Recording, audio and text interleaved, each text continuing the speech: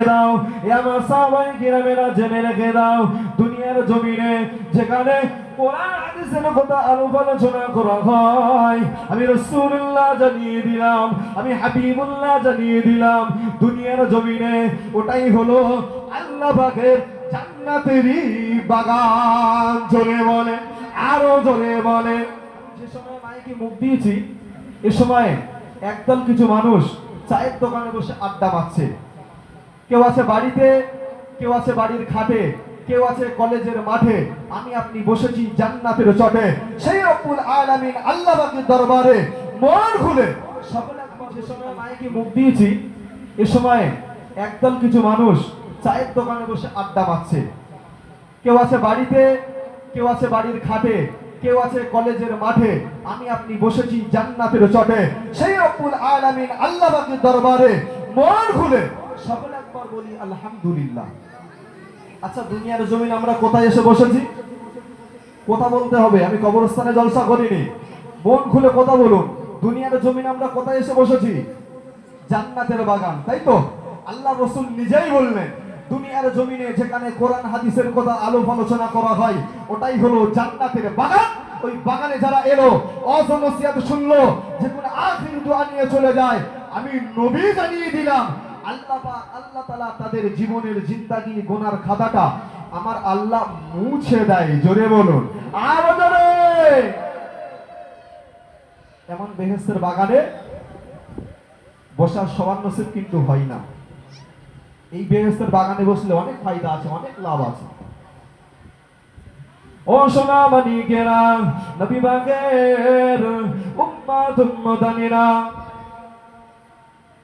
আমার আপনার নবী নূর নবী হাবিবুল্লাহ জনাবে নবী মুহাম্মদুর রাসূলুল্লাহ সাল্লাল্লাহু আলাইহি ওয়াসাল্লাম নবী আমার সাহাবাদেরকে বললেন এ আমার সাহাবায়ে কিরামেরা এ আমার সাহাবায়ে কিরামেরা শুনে রেখে দাও এ আমার সাহাবায়ে কিরামেরা জেনে রেখে দাও দুনিয়ার জমিনে যেখানে জান্নাতের বাগান দেখবে ওই জান্নাতের বাগানে বসে যাবে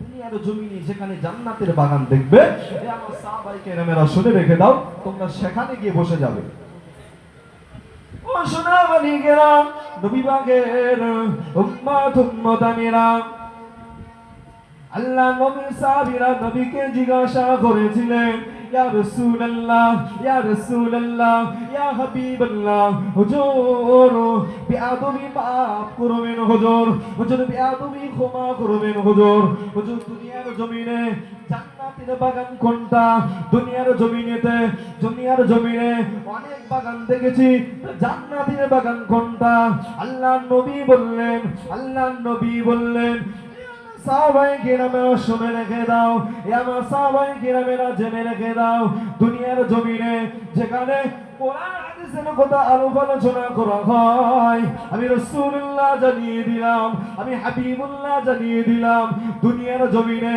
ওটাই হলো আল্লাহ পাকের জান্নাতেরই বাগান জোরে বলে আরো জোরে বলে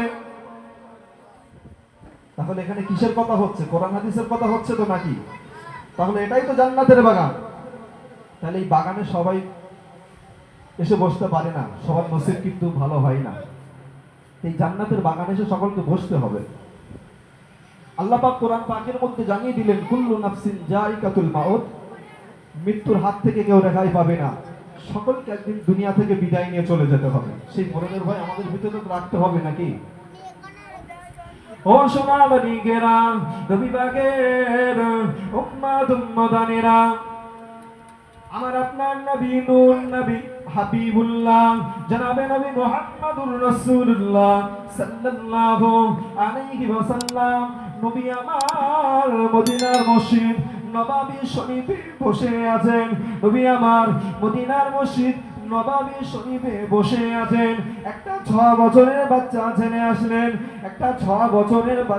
আসলেন এসে নবীকে সালাম দিলেন আসসালামু আলাইকা ইয়া রাসূলুল্লাহ আসসালামু আলাইকা ইয়া হাবিবাল্লাহ হুজুর আমার আব্বা জান মারা গিয়েছে হুজুর আমার আব্বা জান ইন্তেকাল করেছে হুজুর আপনি কি আমার আব্বা জানের জানাজার নামাজটা পড়াবে। ছেলেটার বয়স কত? 6 বছর। হুজুর, আমার আব্বাজান মারা গিয়েছে, হুজুর আমার আব্বাজান ইন্তেকাল করেছে, হুজুর আপনি কি আমার আব্বাজানের জানাজার নামাজটা পড়াবেন? ছেলেটার বয়স 6 বছর। আর আমাদের 6 বছরের ছেলেরা কি করে? ফ্রি ফায়ার, পাবজি, এই গেম নিয়ে ওরা ব্যস্ত। ও সোনা মানিকেরা, নবী পাকের উম্মাত উম্মাদানিরা, আমার আপনার নবী নূর নবী হাবিবুল্লাহ জনাবে নবী মুহাম্মদুর রাসূলুল্লাহ সাল্লাল্লাহু আলাইহি ওয়াসাল্লাম নবী বললেন এ বাচ্চানে যাও যাও যাও, আমি নবী জানিয়ে দিলাম তোমার আব্বার জানাজার নামাজটা আমি নবী নিজে পড়বো। জোরে বলেন, আরো জোরে বলেন। ছেলেটা দ্বিতীয় প্রশ্ন করছে, ইয়া রাসূলুল্লাহ, ইয়া হাবিবাল্লাহ, হুজুর আপনি বলেন আমার আব্বা জান্নাতি না জাহান্নামী? ছেলেটা জানে নবী যেটা বলবে আল্লাহ সেটা কবুল করবে। জোরে বলো। ও সোনা মানিকেরা, নবী পাকের উম্মাত উম্মাদানিরা, আমার আপনার নবী নূর নবী হাবিবুল্লাহ জনাবে নবী মুহাম্মদুর রাসূলুল্লাহ সাল্লাল্লাহু আলাইহি ওয়াসাল্লাম নবী আমার ওই বাচ্চা ছেলেটাকে বুকে জড়িয়ে নিয়ে নূরের ঠোঁট দিয়ে দুটো চুমা দিয়ে বলে, এ ছেলে যাও যাও যাও, আমি নবী জানিয়ে দিলাম আল্লাহ পাক তোমার আব্বাকে জান্নাতি করে দিয়েছে। জোরে বলে, আরো জোরে বলে। নবী যেটা বলবে আল্লাহ সেটা কবুল করবে। তাহলে সেই নবীকে আমাদেরকে মন থেকে ভালোবাসতে হবে তো নাকি? সেই নবীকে না যদি ভালোবাসি, কাল কিয়ামতের দিন বিশ্ব নবীর সুপারিশটা আমরা পাবো বলে মনে হয়? সেই নবীকে ভালোবাসতে হবে, নবীকে মহব্বত করতে হবে। নবী আমাদের কাল কিয়ামতের দিন নবী আমাদের জন্য কত কান্না কাঁদবে, আমরা সেই নবীকে আজ ভুলে যাচ্ছি। ও সোনা মানিকেরা, নবী পাকের উম্মাত উম্মাদানিরা, আমার আপনার নবী নূর নবী হাবিবুল্লাহ জনাবে নবী মুহাম্মদুর রাসূলুল্লাহ সাল্লাল্লাহু আলাইহি ওয়াসাল্লাম নবী আমার কাল কিয়ামতের দিন গুনাহগার উম্মতিদের জন্য আল্লাহ পাকের দরবারে সুপারিশ করবে। জোরে বলে, আরো জোরে বলে। কাল কিয়ামতের দিন আল্লাহ পাক আদমকে আল্লাহ বড় করে দেবেন, আল্লাহ পাক উঁচু করে দেবেন, আল্লাহ পাক বড় করে দেবেন, আল্লাহ পাক উঁচু করে দেবেন। আব্বা আদম দয়ার নবীকে ডাকতে থাকবে, হে হযরতে মুহাম্মদ, এই ডাকটা নবী পাক শুনতে পেয়ে যাবে। নবী আমার ছুটে আব্বা আদমের পাশে এসে দাঁড়িয়ে যাবে। আব্বা আদম বলেন, আব্বা আদম সেই সময় বলবে, হে হযরতে মুহাম্মদ, জাহান্নামের দিকে চেয়ে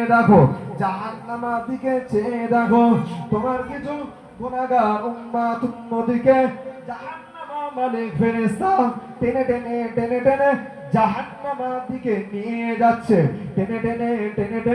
জাহান্নামের দিকে নিয়ে যাচ্ছে। নবী আমার থাকতে পারবে না,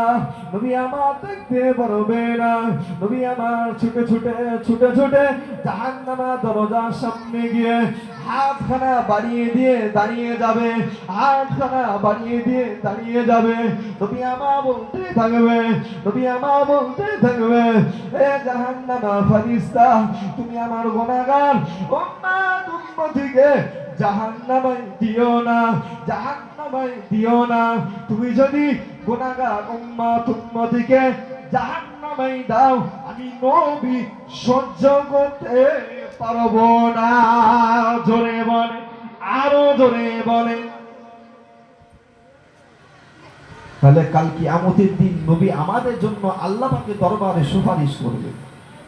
সেই নবীকে ভালোবাসতে হবে, নবীকে মহব্বত করতে হবে, নবীকে প্যার করতে হবে। কাল কিয়ামতের দিন মা মেয়েকে চিনতে পারবে না, মেয়ে মাকে চিনতে পারবে না, ছেলে বাপকে চিনতে পারবে না, বাপ ছেলেকে চিনতে পারবে না। কাল কিয়ামতের দিনটা এত কঠিন দিন হবে। সেই দিনেতে একজনাই পারবেন, তিনি হলেন আখিরি জামানার নবী, নূর নবী, হাবিবুল্লাহ, জনাবে নবী মুহাম্মদুর রাসূলুল্লাহ সাল্লাল্লাহু আলাইহি ওয়াসাল্লাম। নবী আমার গুনাহগার উম্মতিদের জন্য আল্লাহ পাকের দরবারে সুপারিশ, সেই নবীকে ভালোবাসতে হবে। ও আমার সোনার মানিকেরা, নবী পাকের উম্মতানেরা, জাহান্নামা মালিক ফেরেশতারা আর অন্যান্য ফেরেশতারা এসে দয়ার নবীকে আদবের সাথে ভালোভাবে জাহান্নামার দরজার সামনে থেকে সরিয়ে দেবেন, জাহান্নামার দরজার সামনে থেকে সরিয়ে দেবেন। নবী আমার মাকাম ইব্রাহিমের কাছে গিয়ে আল্লাহ পাকের দরবারে সিজদায় পড়ে যাবে, আল্লাহ পাকের দরবারে সিজদায় পড়ে গিয়ে নবী আমার ঝরঝর ঝরঝর ঝরঝর করে কাঁদতে থাকবে।